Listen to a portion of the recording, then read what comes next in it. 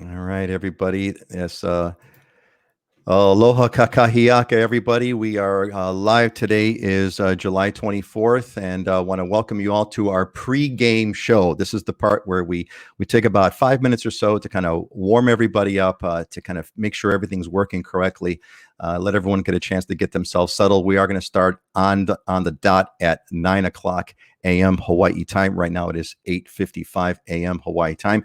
And I want to start up by welcoming my co-host over here. Let's get I'm going to go in the Hollywood Squares method over here, clockwise. Dylan, what's going on over there, buddy? Unmute your mic and fill us in on what's happening out there.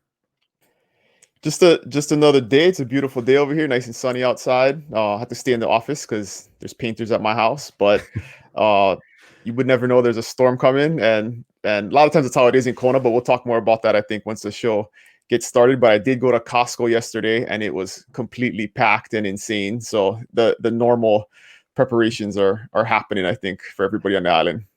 I'm like, wait a minute! Didn't you all just go to Costco didn't we all just go to Costco not too long ago to stock up on COVID? What are we going back? Did we run out of toilet paper again? I'm not too sure. So hey, fill us in on your. So normally we our tradition is to talk about our shirts, right? So Dylan, what we're wearing? Well, now that we have Heidi with us, that's no longer shirts, is what we're wearing. So Dylan, what are you wearing today?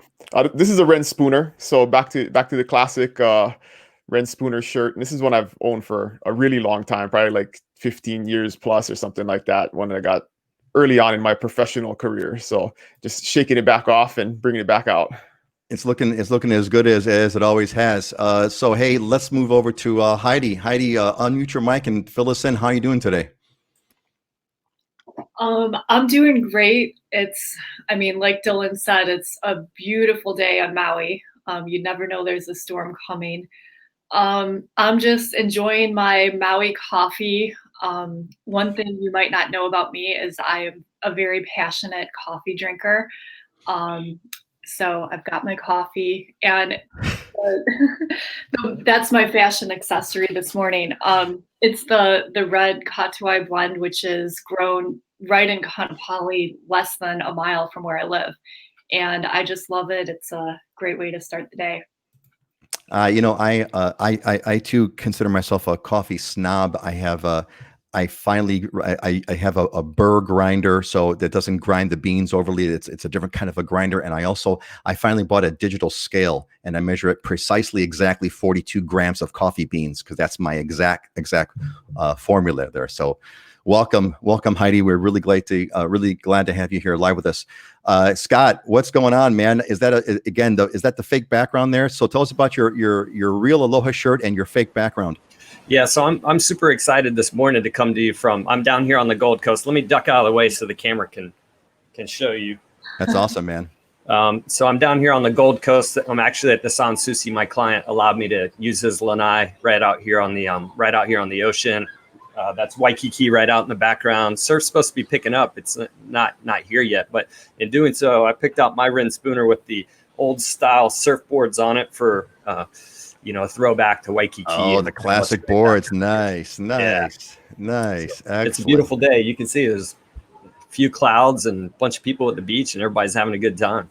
Yeah, kind of like we're all saying there. You never guessed that we're about to get our hopefully not get our butts kicked big time, but certainly there's definitely some big time storms that seem to be on their way over. Yeah, gang, this has been. I'm really glad that you all glad that we're all here. Glad that you're all doing it. Let's see, it's about 8:59. We got about a minute or so to go, I think. We'll see how it all kind of flies. And we got our regulars here. Jim's been here like almost every show, and Teresa is here almost like every show. So great to see you guys. Thanks for joining us, and we're really kind of happy to have you all here. And it's really frankly it's a whole lot of fun.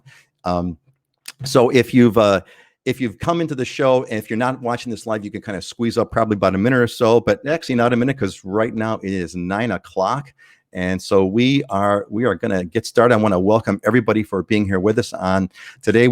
Let's get right into our show here. We're going to start with our normal a quick update, of course, the coronavirus. So we accurately predicted at our last exciting show, right?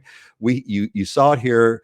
We said that there was initially they were going to let everybody in. I forgot what the date was going to be. July 15th was it going to be, or August 1st? There's August 1st, right? Thank you.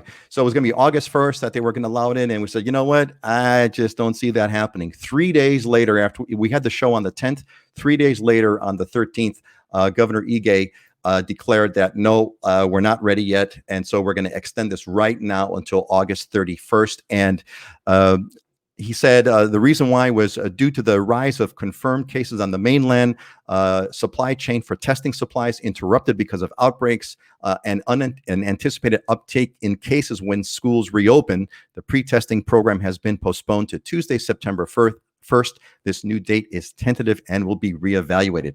So that's that. So and truthfully, it's too early to tell.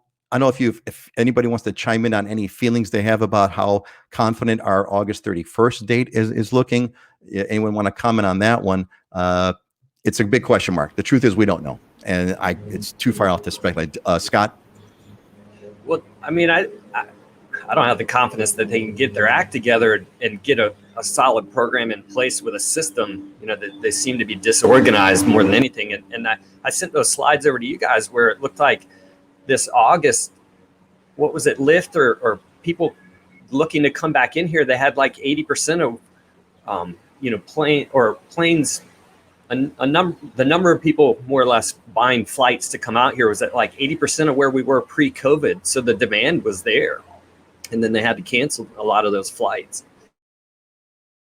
Yeah, so it is what it is, folks. As of right now, the quarantine is extended until August 31st. We don't know what's going on. We will keep you posted. Of course, we do our little COVID update. But you know what? None of that really matters right now. No one really cares about COVID because right now we've got Douglas. Hurricane Douglas is belting and making its way over here, and I want to thank my co-host here for being calm in it's literally the calm before the storm, right? It's a beautiful day, you'd never guess. But meanwhile, I brought a couple of slides over here to fill you folks in, like this one here. This is the cones, and it looks like the cone is showing potentially a hurricane coming over Maui, possibly, and certainly tropical storm for the rest of the state. I've got this one here, which I always kind of use as well. These are both from the NOAA website, and this is showing tropical storm force wind probabilities, and it looks like certainly we're going to be getting Heidi, you guys are in the highest probability right now as of this morning. You folks are the highest probability of a tropical storm. So, you've been here a bunch of years, Heidi. How is this hurricane? What's the hurricane vibe this time around? Well, I think it's a bit too early to tell what the impact's going to be. I mean, fortunately, a lot of us have already gone to Costco and stocked up on supplies, so no need to do that. I mean, we're expecting probably strong winds and rain and some high surf. But other than staying at home and, I mean, putting your lanai furniture inside and making sure you have water and supplies, I mean, there's really not much to do. So we're just kind of, laying low and staying safe. Yeah. Now, what's interesting about me on this time around is that usually the Big Island has, at least the past few hurricanes that have come through, the Big Island has sort of saved the state. Like I forgot which one it was, but there was one where it was like barreling, like full on, and it like Lane, was that the one? So tell us about that, Dylan. Yeah, so a lot of the meteorologists say that this is not science, but to me, I just look at it from a simple person's perspective. And when you have a 13,000 foot basically wall in Mauna Loa that runs between the east and the west side of the island, when the storms always come from the east. And so when they hit the east side of the island, unfortunately, the east side does get some good rain and wind and does get some damage. And we haven't anything really serious, but Lane was the last bad one that kind of had a direct impact on South Hilo. But once it ran into Mauna Loa, it basically just dissipates. You can watch, it's pretty cool. You can watch the satellite imagery where it just kind of scatters, and the rest of the state didn't get any of it. So that's an interesting thing about the Big Island, is we can almost get a direct impact on the east side of the island. And Lane in particular, I remember that clearly. I was barbecuing that afternoon as there was torrential downpours in Hilo. It was a sunny, beautiful day in Kona, and we took we had the day off because everything was shut down, and we were waiting for the storm to come, and so we were barbecuing in the backyard. Now that's a crazy version of the microclimates that we know are a part of Hawaii, right? We have dry, and we have wet, and we ever to have a tropical storm hurricane on one side and to have a barbecue on the other. That is really, really crazy. So Scott, have you got your well, you look like you're ready for a hurricane. I can't say you look like you're ready for a hurricane there, Scott, but maybe you're ready to surf the waves for the hurricane. What's the vibe like? Yeah, I made sure I bought extra wax so I could get a little more wax on my surfboard and be ready to go out. But no, I mean, I actually went through this. So I'm building a home now. We just put our trusses on yesterday. We craned them in, and I was helping the guys out. Was a year or two ago, we were going to have that direct hit coming up from coming south, coming right at Waikiki. We were in the exact same position on my Hauula project at that time. And I'm thinking, oh God, am I sheathing the roof and we're going to have a big kite? And it ended up being nothing at all. And that's kind of the hope, and that's kind of the consistency that it's been is, rain and wind, especially the rain, a lot of rain and some wind. And that's what we kind of hope for is for that same kind of repetitive cycle. We all go to Costco, pile up. What's funny though is Costco changed their policy now. You go and buy all this stuff, you can't take it back. You got to keep it now, which is great. So now you aren't going to have as many people going nuts at Costco. I'm so glad they finally did that, because you had all this kind of hoarding going on. People would, hoard stuff and bring it back later. And I thought, man, that's kind of unfair to Costco as well. And so you have to put a cost on it. So, and their rule of thumb was if you brought it back, they had to dispose of it. They couldn't put it back on the shelf. So talk about just an absolute waste. Oh my God, what a mess. Yeah. All right. So it is important to mention that, for folks that aren't here in the state, we deal with this every year. I mean, there's multiple ones almost every single year. This has kind of been I think a quiet year so far, but there's a little bit, I think, of complacency that happens over time where you get 3 or 4 near misses every year and it never hits. People kind of get used to it. So it's been a very long time since we had a storm that did any real significant damage. Iniki was early 90s, right? Was that 91 or something like that? I don't remember exact year, but and that was on Kauai. It passed right over because it doesn't have the high mountains. And so it's been a while, and we'll survive. We'll be okay. I'm so glad that you brought that up. I'm so glad you brought that up, Dylan, because I was gonna mention that. It's like we become complacent. So because so far every one of the things have kind of, they've, the pattern's almost the same. Either it dissipates before it comes, or it hits the Big Island. But we'll see. So I right now, the way it's looking at the current forecasts, it looks like if you look at this tropical storm thing, that Big Island has a less of a probability, and actually Maui looks like it has the most probability. So Heidi, we will be keeping you in our prayers as we go forward on this. Let's get back to, there's a couple of things I wanted to kind of, part of the things that we also do on the show here is, I think we wanted to hit these important things, the COVID update, clearly the hurricanes on everyone's mind. But I do want to get kind of a boots on the ground view from you folks. What's been happening? Do you have any kind of interesting stories to share with us that illustrate to you kind of what's been going on with the real estate market? People always want to know what's kind of going on, especially now with COVID, maybe even now with the hurricane. We've got our clockwise. Oh, look, Hollywood Squares puts Heidi first. So Heidi, you're going to go fill us in on kind of what's been going on what's the market like in Maui. Can you fill us in?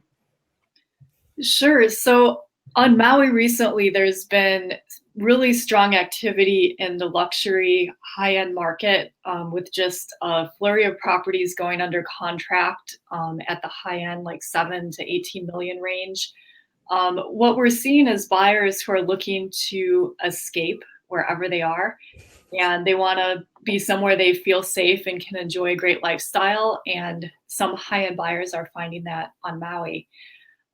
Now, what we're also seeing is just a very slight shift to more single family homes being sold as compared to condominiums when you look at this year versus last year. And I'm seeing that in my own business as well. I have clients who own vacation condos, and now they're looking to upgrade to a single family home to have more space and space where they can bring their whole family over and spend time as a family. So that's really cool.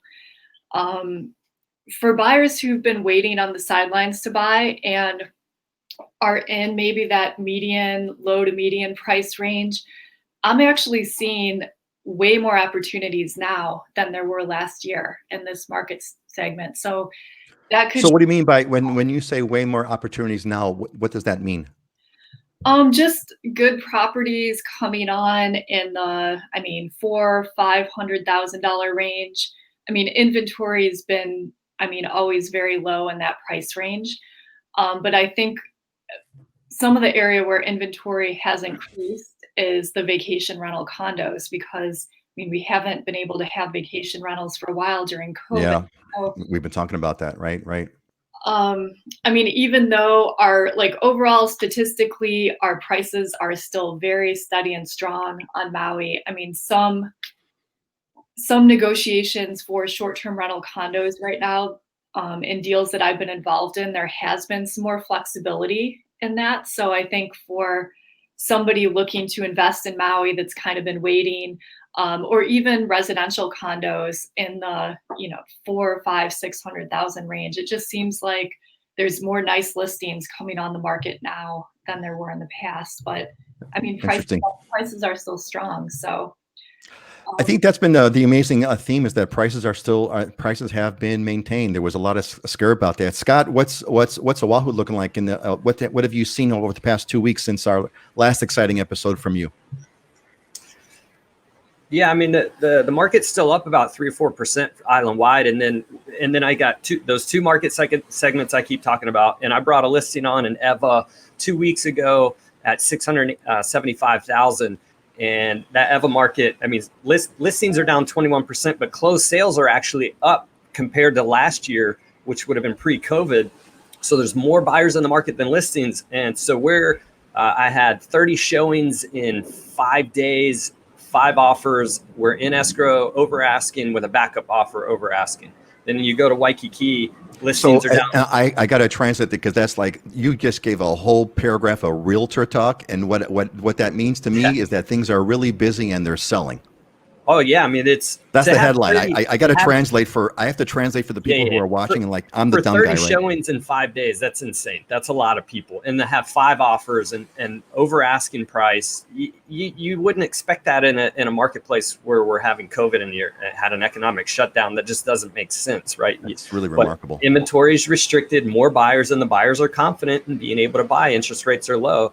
Waikiki is the opposite. Listings are down 32%, sales are down 53%, and prices are off 6%. So to give you the showing activity on that, I talked to a guy. I said, "Hey, how's your listing doing down in Waikiki?" He goes, "I had 1 showing in the last 2 weeks." Completely opposite market segments. Wow. So really, if you were a kind of a risk taker, and Waikiki is a potentially good buy at this point, sounds like. Is that right? You said the price are down by 6%. You could probably make a low offer, I would think, and find the right distressed seller, I would think. But you got to take that risk. Yeah, but they anticipate our tourism to get back to capacity, with full capacity where we were at maybe 5 years, but to 80-85% within 2 years, a year and a half to 2 years. So, hey, you want to do your net operating income, your cash flow, base it off of an 80% occupancy of what the old numbers were, set it, forget it, and you buy at the dip and then ride it over the long run. You'll do well. Yeah. If you've got that kind of a stomach, if you got that kind of stomach and cash, you're in good shape. So Dylan, give us the Big Island update. Hey, my simple update is I'm hearing from everybody, and I experienced this week. We put 3 deals in the escrow sight unseen. So even though the buyers aren't even here, they're starting to get antsy. And like Heidi said, they just want to get out of wherever they are and escape. And there's definitely that sight unseen demand. We've been talking about it, but I feel like it's really increasing and getting more serious. And 2 of them were over asking price deals. So it was competitive. And then, they're people are willing to buy sight unseen for more than the list price, and that is not a normal thing in the last 5 years. That's a post-COVID thing right now. So pretty interesting, and I'm hearing that anecdotally from all, a lot of my colleagues that they're experiencing the same thing. I think that's really it really speaks to the strength of Hawaii's allure and Hawaii's value proposition. That we're seeing this situation. Real estate in Hawaii is a solid bet. One thing I wanted to try, and I just thought about this now because we're all here, is it's really cool because we have Heidi who's in Maui, and we've got Scott who's on Oahu, and we got Dylan who's on the Kona side of the Big Island. Since we've got a large part of the key markets represented here. Do you folks have any questions or comments you want to ask each other while we're here right now? Dylan, anybody want to know anything about any of the other islands that you want to ask? I mean, we're all here right now in a conversation. Or for that matter, of course, anyone, if you're on Facebook, if you're on YouTube, this is the time to kind of put those questions. But do you guys have anything for each other? Yeah, I mean, I've got one is, real estate has always been something that you got to touch and feel. And now we're starting to see more of those transactions, like you said, sight unseen, where you're doing virtual walkthroughs or FaceTime. Do you see that being able to be sustainable further on? In other words, that changes the buyer, how the buyer behaves in a transaction. You see more of those kind of transactions going into the future post-COVID.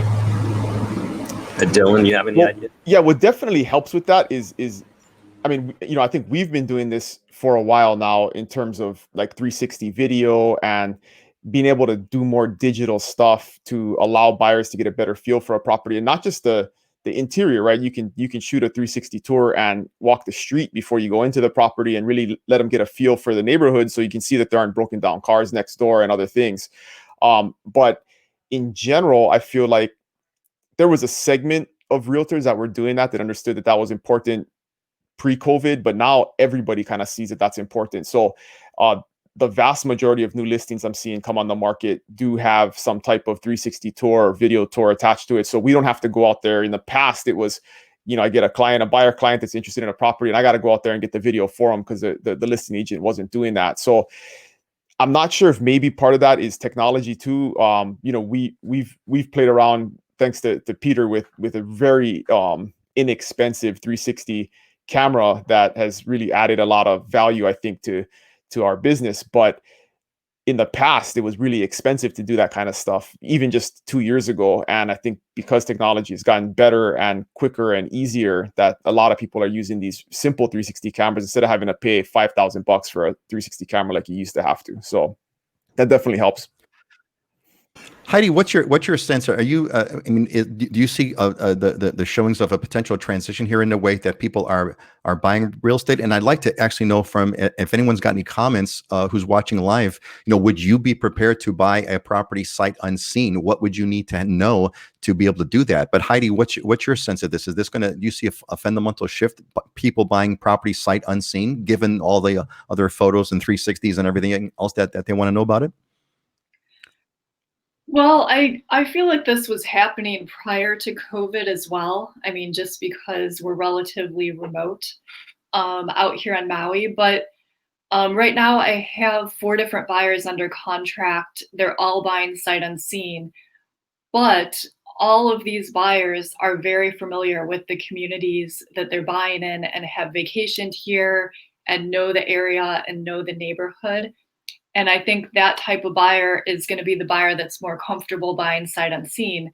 Now, if you've never been to Maui before, I think that's a bigger leap to take. But for somebody that's been vacationing in the area every year for 10 years and they've driven through the neighborhood before, I mean, that type of buyer, that's the typical sight unseen buyer that at least I'm working with right now. Yeah, that makes a whole lot of sense. If you've been visiting, every single year, you go to the same place every year again and again, and now you're going to buy a unit in that same building that you've gone to. You've done the site visit. Cool. Look, folks, if you're listening live, make sure you send us whatever questions you've got. I want to encourage you all. Going to have a great discussion for today. We got a lot of stuff planned out, and it's been great so far. So I want to thank you all for being here and thank you all for being a part of this. Let's move on. We've got our next question over here, and this one comes from Kathy from Central Illinois, and she says. This is for the realtors. My husband and I are retired. Our son and daughter now live on Kauai. 3 years ago, when visiting, we decided to move to Hawaii from Central Illinois. After multiple trips to Oahu and much research, my background is a nurse, we decided the Big Island was where we wanted to concentrate our search for a house.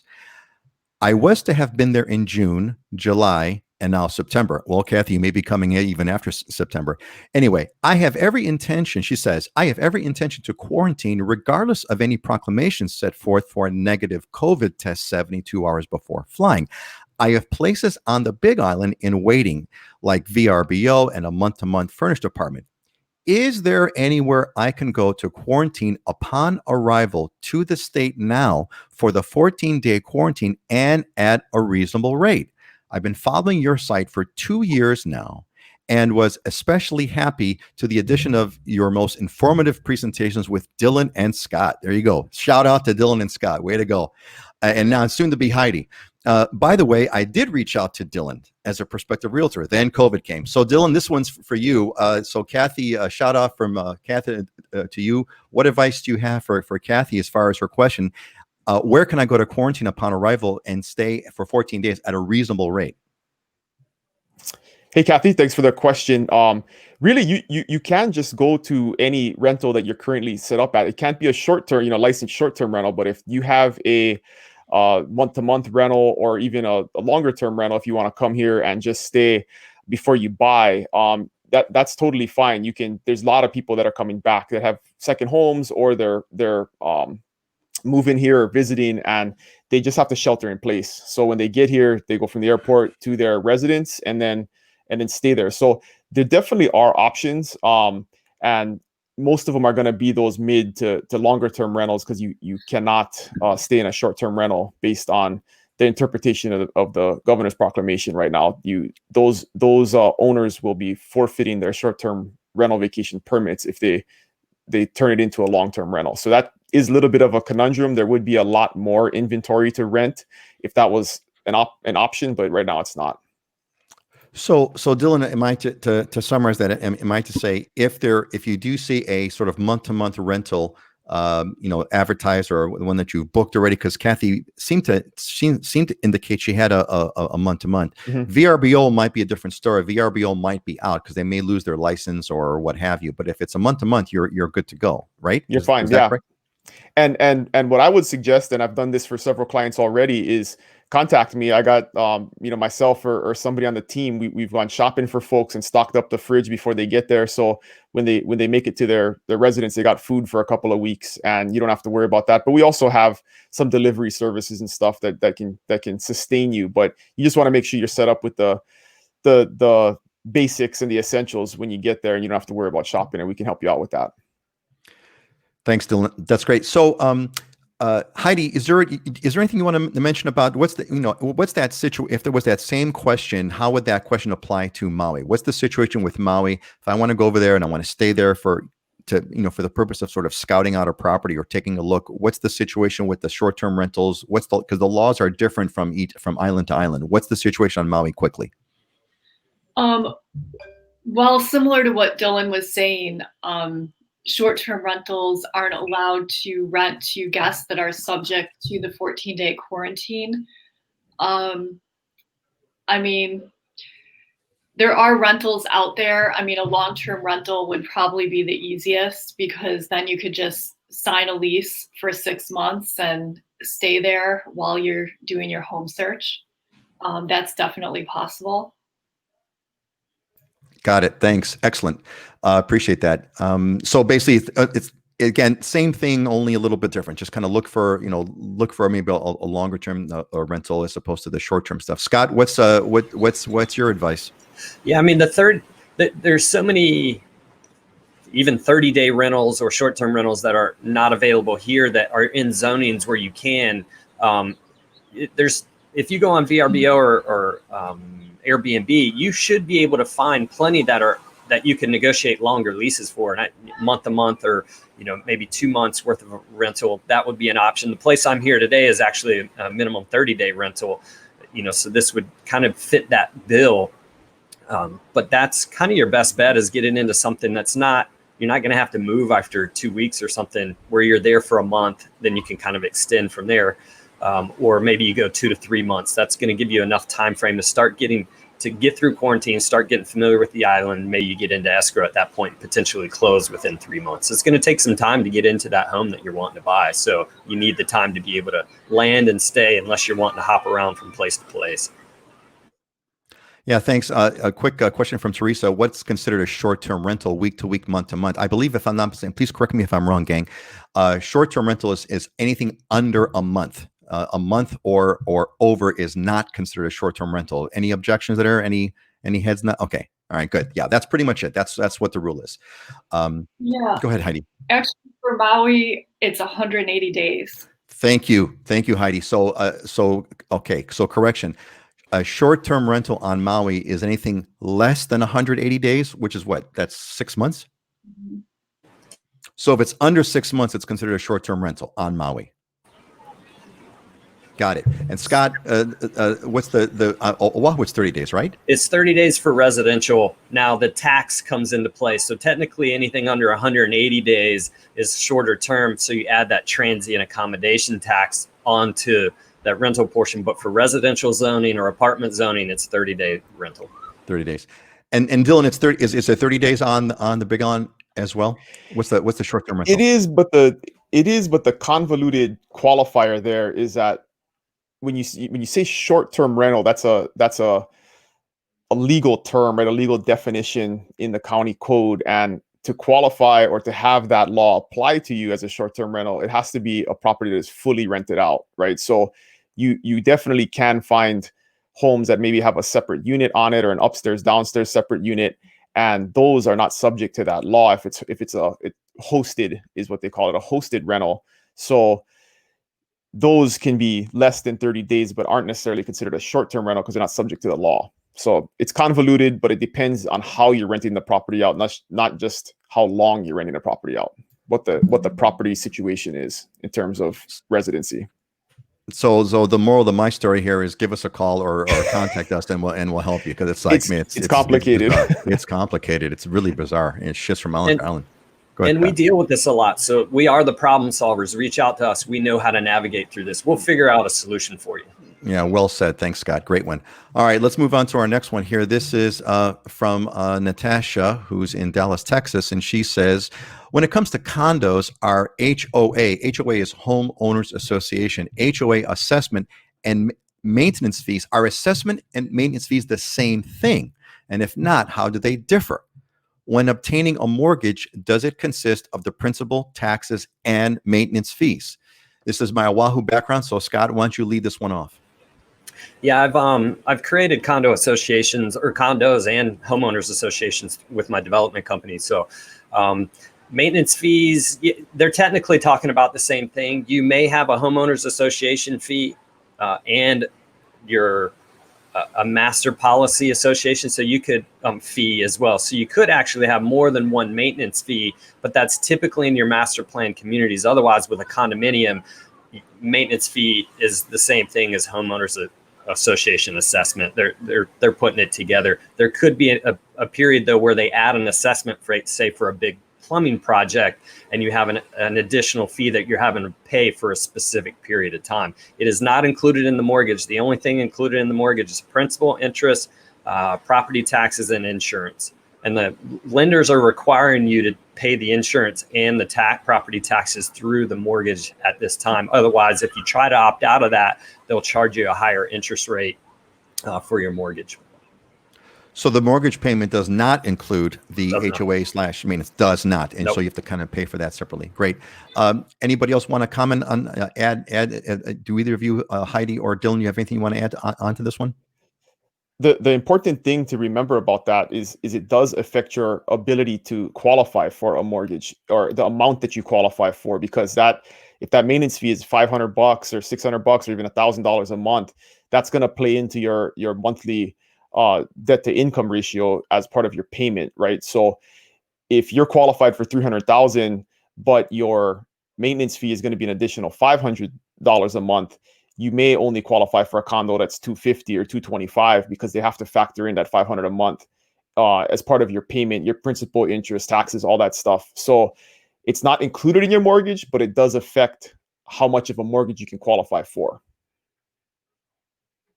Excellent. Hey, so Liliana just asked us a quick question here. Do you have properties without the HOA, without the bleep HOA? And yes, a single family. Well, not all. A lot of single family homes don't have HOA fees, right, folks? Am I right? Yeah, the vast majority, unless you're in more of a resort style type community where they maybe have a common area and common landscaping and stuff, but you're not going to avoid it in a condo. I mean, that's the name of the game. In a condo, there are common areas. You have shared walls and roofs and landscaping, and there's no way to get away from it in a condo or townhome type situation. So the rule of thumb is basically, for the most part, single family home, no; condo, townhome, yes. That's pretty much. And right? we've talked about this in the past, and people don't like the idea of HOAs, but you have to think about it. You're basically prepaying for your maintenance, right? So if you have to change the roof on your house once every 20 years and repaint it once every 20 years and do the routine plumbing and electrical fixes, all those types of things, and you amortize that over 20 years, it ends up being a couple $100, a few $100 a month or whatever. If you're paying for landscaping for somebody, a yard guy, that could be a couple $100 a month. So although nobody likes paying more money out of their pocket, at the end of the day, if you don't want to deal with all that stuff, you're just prepaying for it, and your homeowners association takes care of it. So it can make sense, especially if you're retired, or you're it's a part-time home and you don't want to have to coordinate those activities. You don't want to have to worry about people coming to cut your yard, to cut your lawn, or to trim your trees. And you close your door and you leave your condo, and it's good to go. You don't have to worry about it for 3 months. Well, yeah. So Liliana is happy about that one. Excellent. So and we're getting a lot. I got to just stop this for a minute. Not stop it, but I got to say, I really appreciate. First of all, I really appreciate everyone. I appreciate you folks being here, Heidi and Scott and Dylan. Love you guys being here on Friday. Thank you for taking your time out to kind of do this show. And I really appreciate our audience. Love the guys. Love your folks' questions. It's rather rewarding. I actually get a charge out of this. So Joyce, Joyce. Well, Joyce, some, like Dylan said, some communities have an HOA fees. Not all, but some have an HOA fee, and the one where you're at apparently does. Everybody's happy over here. Joe's happy, and we had a way back from Joyce said that loves the videos, but a lot more Thursday open houses here on the Kona side. Very, very fast. I don't want to get too distracted. Dylan, any sense of open houses on the Kona side? Anything going on with that? Well, they opened it July 1st. They allowed us to start doing open houses again. So we've had agents doing that. Our experience with it has been is that traffic is really light. I think people are more apprehensive to stop by an open house, and then we don't have the looky-loo tourists that are driving around enjoying their day and want to stop and look at a property, right? So in general, I've had agents that have done open houses, and then they're there for 4 hours to get 1 or 2 people that stop by, and it's just a neighbor walking by. So it's not as advantageous as it used to be. Yeah, excellent, good. All right, we're going to move on. Anybody else? Final comments? Somebody want to throw in here? All right. Yeah, one real quick. I mean, obviously, people poo-poo having to pay a maintenance fee or living under certain rules and regulations, because when you are in a homeowners association, you're living under community rules. Those rules are there to help guide everyone and tell you these are the restraints that you have to live within. The pros of that are they will help keep a neighborhood more consistent and keep the values more consistent over time. You don't have to worry about your neighbor having the junk beater next and a bunch of trash in their yard, because the association will help keep that consistency there. So there are pros and cons to it. So some associations, though, can get out of hand with what they're doing. Yeah, great. Thanks, Scott. All right, let's move on to our next one here. And I've got this is my Maui background. We'll see how this works. It almost hurts my eyes looking into the sun over there, but it's sunrise. This is sunrise over Haleakala. I'm sure you recognize that, Heidi. So this is from Christy from Wisconsin. And Christy says, buying a condo versus a home, what are the key considerations? This almost kind of fits in with our HOA thing. What are the key considerations? Also, what structural and other important features to look for when buying a condo? I'm mostly interested in Big Island and Maui, so I thought I'd throw this one on the Maui side of the fence. Heidi, what do you tell folks when they're saying, hey, condo or home? What are the key considerations that I've got to deal with? Sure. Well, great question. And, when you're first starting your search, you definitely want to explore all your options. And, we just covered this, but I think one of the things to really think about whether you're buying a home or a condominium is understanding the HOA, not just how much is the HOA fee, but what specifically does that cover? What are the house rules? There's some communities and subdivisions where there's lots of rules, and there's some where there are virtually no rules and you can do what you want. So I think understanding what type of community that you're going to be most comfortable in and enjoy living in is a good thing to think about. Now, as far as what features to look for, that's really going to be personal to each buyer. A lot of buyers that I work with, view is very important to them, ocean view, and are they going to see the sunset? Are they not going to see the sunset? Another feature that Maui buyers tend to look for is photovoltaic or solar, because that can really reduce your electric bill. We have a lot of great sun here, so solar panels are popular.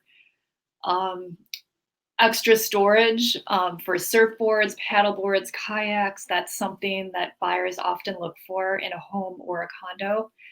And then outdoor living space is a really big deal for people too out here. And then also outdoor showers, so you can rinse off when you come back from the beach, and you don't have to bring all that sand inside.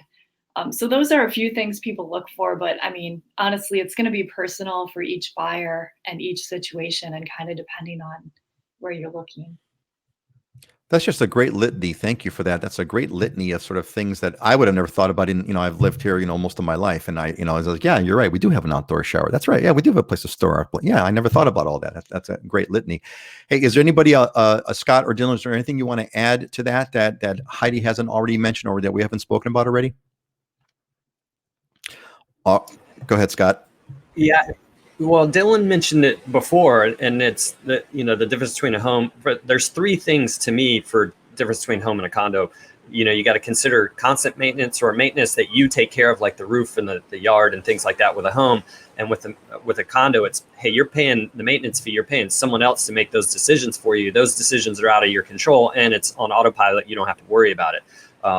Then there's the privacy independence of a single family home, where you can kind of do what you want within your yard space versus community living. Association and condo docs are 200-300 pages long of lawyer language. Those are the guidelines and the rules of how that association works and how you have to live within that association. So there are restrictions to that community living versus with the single family home. You typically have more flexibility. And then it's lock up and leave for a condo. Or you go away and it's a second home and you're having to work, think about, okay, is my yard guy going? Is my pool guy going to take care of the pool? Do I have a roof leak while I'm away and I don't know about it? Those are some of the things to consider. From a structural standpoint for condos, associations take care of all that. You're basically taking care of the cosmetic stuff within a condo. Thanks, Scott. I appreciate that. Great responses. So let's move on real quick. I want to give take a sort of a station identification break over here. This is part of the livinginhawaii.com network.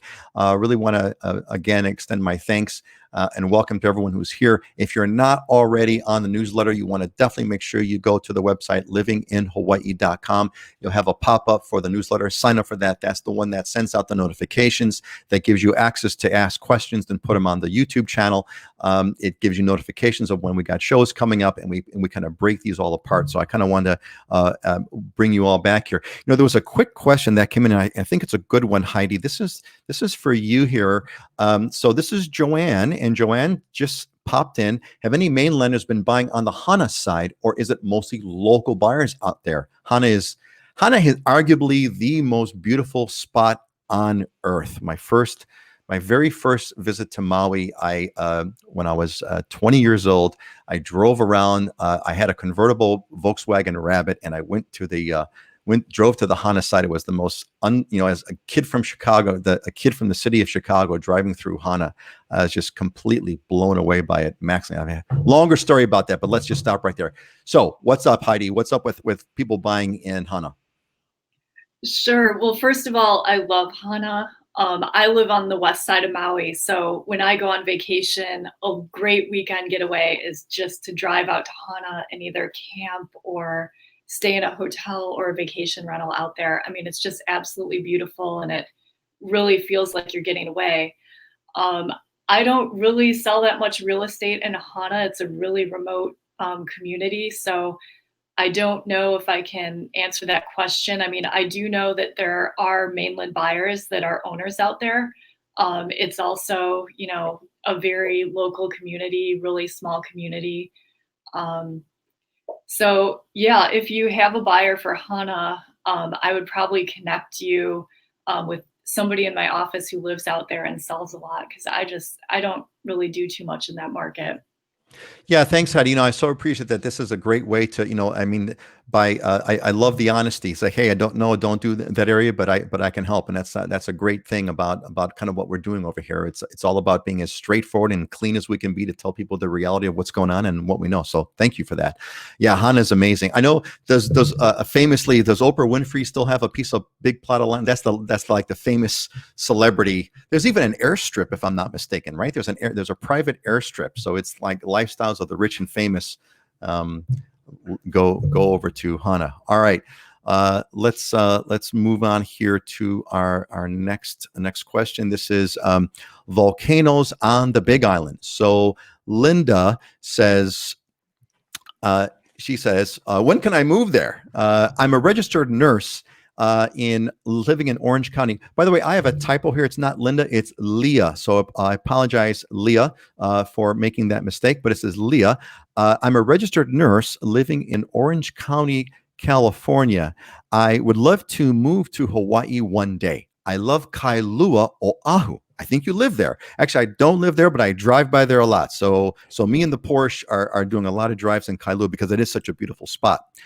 My family, husband and 5-year-old daughter, we go there every year, except this year due to COVID-19. While we love Kailua on Oahu, we can't afford to live there. So we're thinking of purchasing a place, perhaps a condo in Kailua Kona on the Big Island. Our concern is the active volcanoes on the Big Island. Please let us know what you think of Kailua Kona. Should we consider it? Thank you so much for your response. Take care, Leah.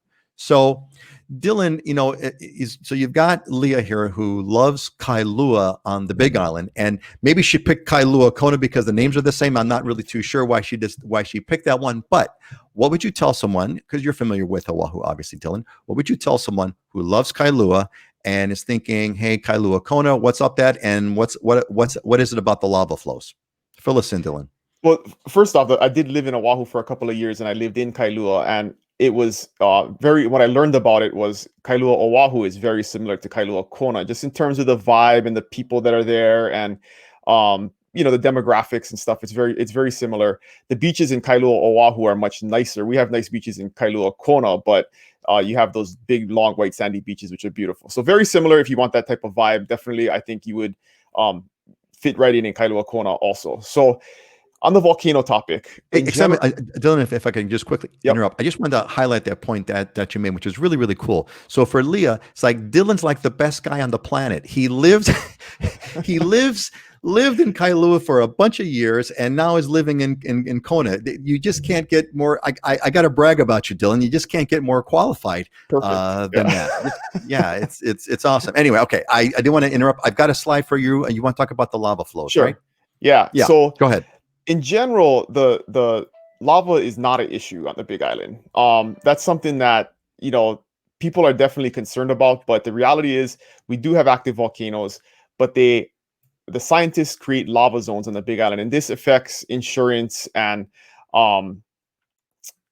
they use these ratings in order to figure out how likely you are to get active lava flow in your area. And so if you look at this map, those two little skinny red strips on the kind of southwest side of the island are the areas that are lava zone 1. So those are the ones that have the highest likelihood of getting a lava flow. And actually on that right tip of the island is where the lava flow was in 2018. So their prediction was pretty good. It was right in Leilani Estates, which is right in the smack dab middle of lava zone 1.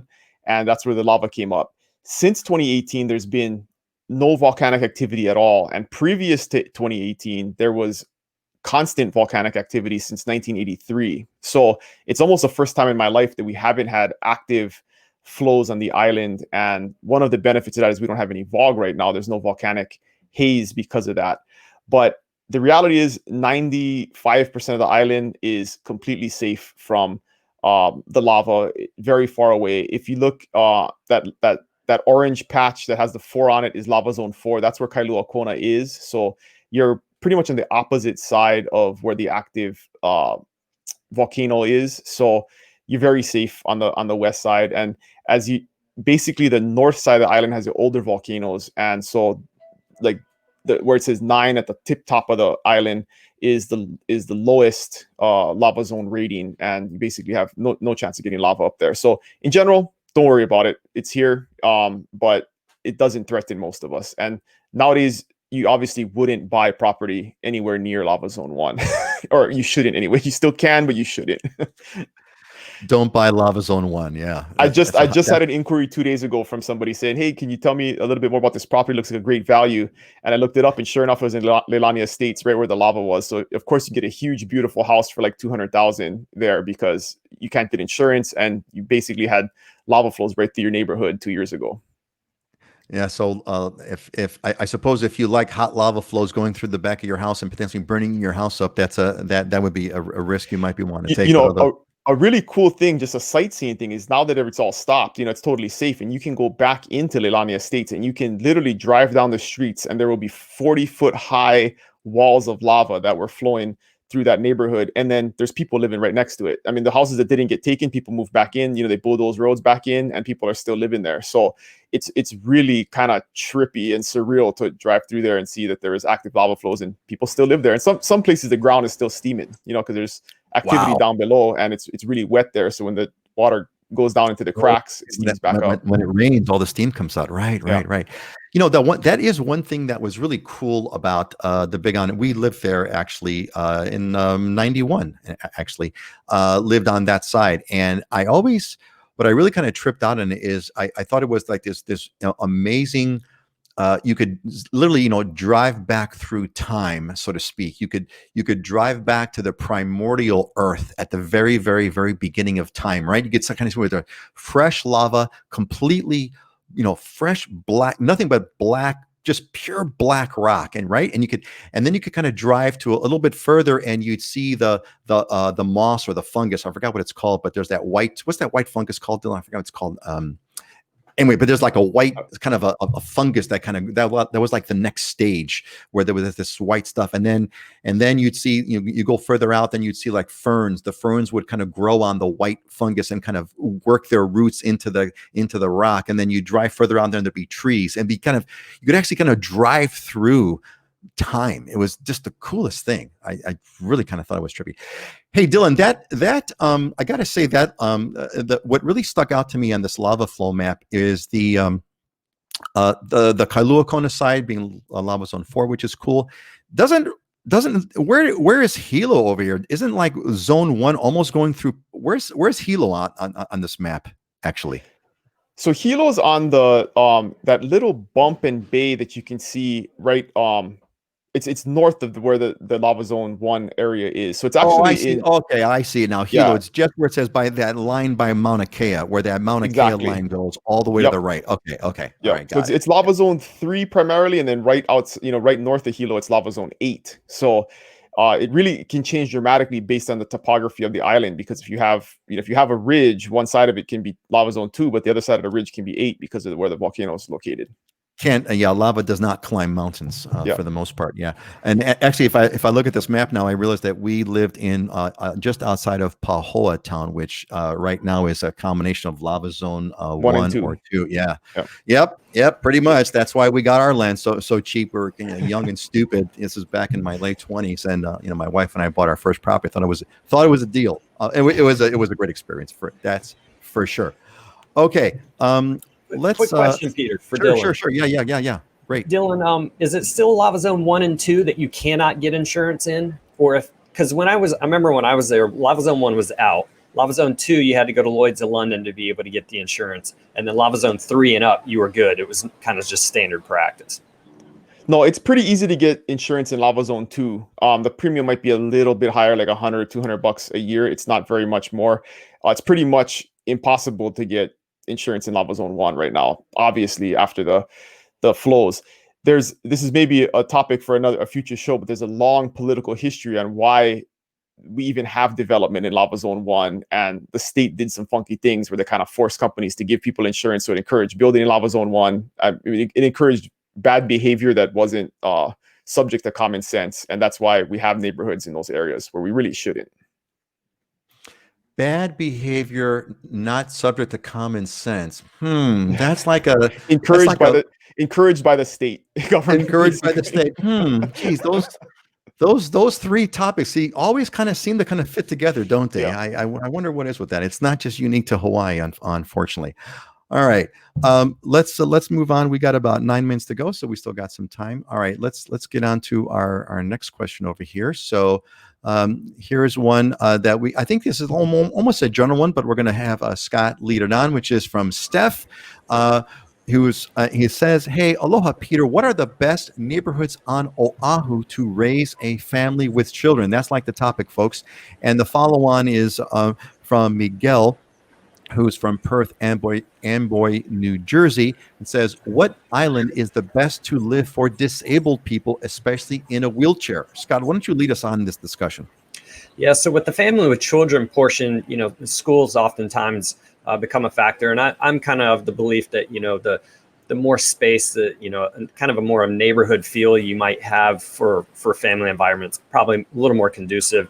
Hawaii Kai has some of the better public schools, and it's a little kind of more micro community just south of Diamond Head, south of Honolulu. That's an excellent option, which you have this community that's already thriving there, but yet you have easy access into Honolulu. Kailua would be another one, beach community, growing up, riding your bike with the kids down to the beach or into town to a lot of the boutique shops and restaurants, and a little more pedestrian friendly, I think would be excellent. As far as disabled and wheelchair, I think it depends more on the health care that's needed.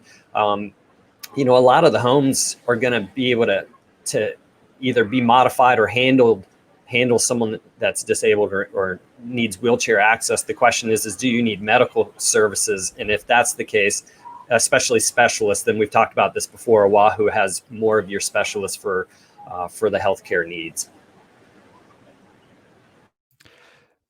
Let's take the thanks, Scott. Appreciate it. Let's kind of expand this. I mean, it's a general question, so let's kind of let's take it and expand it to each of the islands. So Heidi, if someone said to you, if I'm looking at moving to Maui, because we've had this question earlier, looking to move into Maui with a family, what are some of the areas that you would recommend are good family friendly neighborhoods on Maui?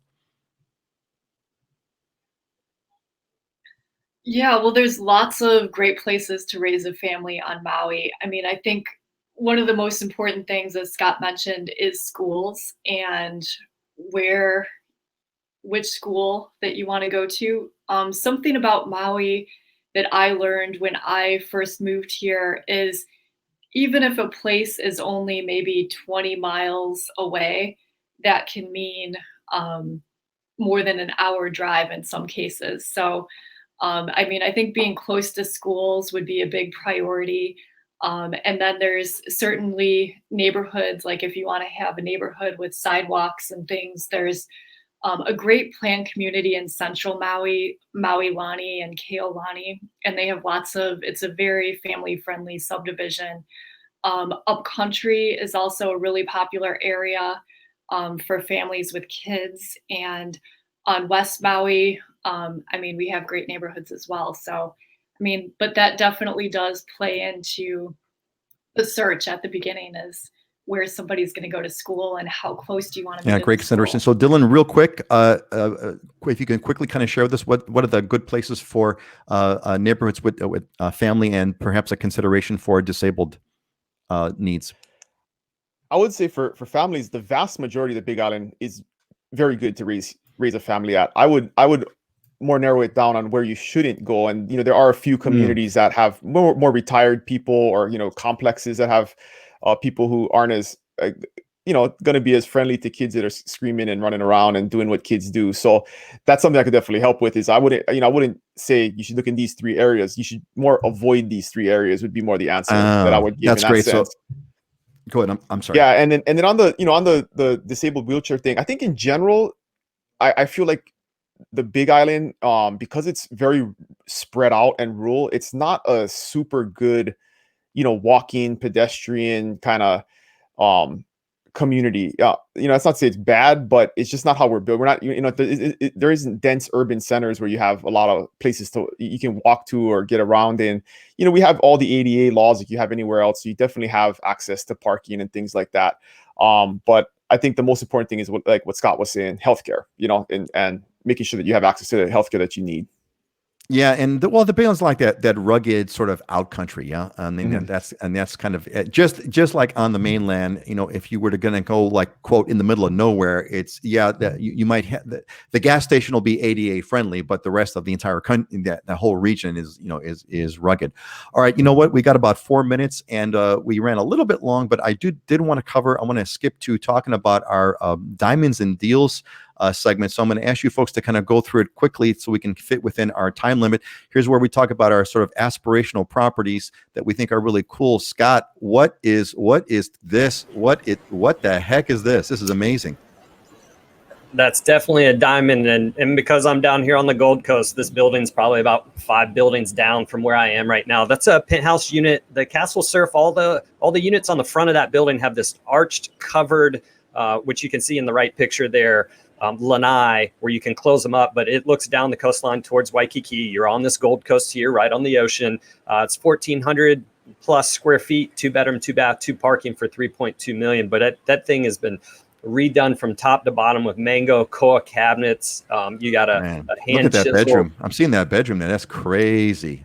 Yeah, and you normally don't get windows on 3 sides in condo buildings, and this is one that has. So you're going to have Diamond Head and Kapiolani Park on the backside there, which is a 300-acre park, and on the front you're staring right at the ocean.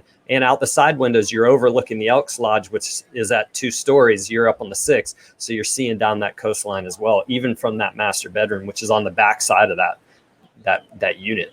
So this is about as Gold Coast gets over here. That is amazing. All right, let's move on here. Heidi, fill us in. We got it looks like a deal here. Fill us in. Yeah, this is definitely a deal. I showed this property last week. It's probably the nicest property on Maui for under $250,000. It's a leasehold property. 2 bedroom, 1 bath. It's right across from Honokwai Beach Park. So it's a great location, and the monthly costs of ownership are pretty low, which makes it attractive for full-time living. Between the lease rent and the HOA, it's only about $621 a month, and there are 30 years left on the land lease. So yeah, That's a nice long lease. Yeah. So there's a whole topic, and we've talked about leasehold. I've got some stuff on the channel, so there are some conditions on it. But boy, that is a deal, and it looks pretty good. All right, let's bring this down to our last one here. Dylan, what do you got here, buddy? We got you muted. Rewind, and there we go. Go for it. Yeah, I picked out the deal for the week here. Nothing beautiful or special, but definitely a really cool opportunity. This is 4.39 acres, right in Captain Cook. So really good location, easy access. It's totally overgrown and dilapidated, but to get that much land for under 100,000 per acre, you would have to rebuild the home. But this could definitely, be worth 800,000 with a decent home on it. So you could put a minimum amount of money back into it and definitely have some appreciation. But if you're into farming, it's right in the heart of coffee country, great soil, anything grows. Right now, you can see how healthy the weeds are, but that could easily be coffee or avocados or something else. But really, really cool piece of property that just came on the market. Man, that's so cool. I really want to thank the three of you for bringing this great diversity. Scott, you showed us this like killer, like, oh my God, like unbelievable. What is this castle? Look at that view off the thing, which is like awesome, 3.2 million. And then Heidi, you've got that, very affordable 247,000 lease, so a 30-year lease on top of it. And you said 600 in total lease rent and maintenance is 600 a month, which is, not bad. And Dylan, you've got like, wow, 4.5 acres of coffee country that needs to be kind of rebuilt from scratch, but that's pretty amazing. Well, hey, look, folks, we have come to the end of another really amazing show. I want to thank everybody for attending. Heidi, it was great to have you here. You're a great addition to our team. I'm so happy that you're a part of this. And Dylan and Scott, thanks for the pros. We're the old timers now, the old timer pros who've been bringing up all this great experience. Scott, I think your experience with building condos or developing condos, and Dylan, your experience in the business has just been fantastic. So I want to thank you all for attending. You're going to be here in a couple of weeks again. So make sure you get on the newsletter. And see, Jim agrees, and so does Teresa. Jim says, so great. Yeah. See you in a couple of weeks. Well, Jim, see you in a couple of weeks. Absolutely. See you in a couple of weeks. And Teresa enjoys it. So those are our big fans who are here from the beginning, and they made it out. They made it until the end. And so did, thanks, Gina. We really appreciate you all being here. Hey folks, stay safe. Keep us in your prayers. We hope that Douglas, we hope that Hawaii does its thing with Douglas again, as it's done before. We'll see you in a couple of weeks. Get on the newsletter, and we'll talk to you all later. See you all later, folks. Aloha. Have a good one. Aloha.